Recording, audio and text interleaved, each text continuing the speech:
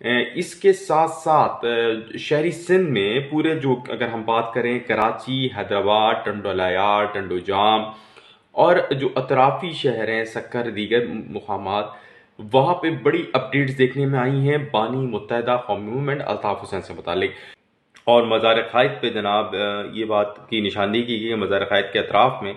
जो मुत्तहदा कौमी movement original यानी मुत्तहदा कौमी मूवमेंट जिसके बानी अल्ताफ़ हुसैन हैं और वो उसको अभी भी लीड कर रहे हैं, उनके कारकुनान की जानिब से एक मैसेज दिया गया है कि वो यहाँ पर मौजूद हैं। इसी तरह ओल्ड सिटी एरिया के जो मुख्तलिफ़ इलाक़े हैं वहाँ पर भी बानी मुत्तहदा के जो लोग थे वो जमा हुए और उन्होंने वहाँ पर अपनी जो है प्रेजेंस जो है वो शो की है। और एक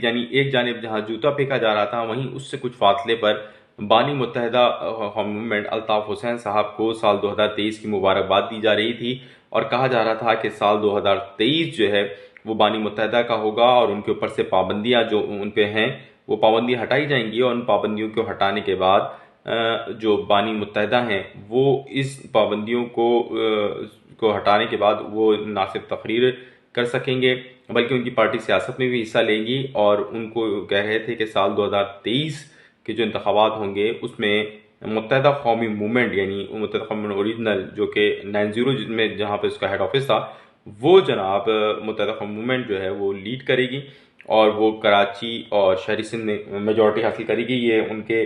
प्रेजेंस में जो लोग थे वहाँ पे जो लोग निकले उन्होंने वहाँ पे अपनी छोटी सी एक्टिविटी की और उसके बाद वो वहाँ से रवाना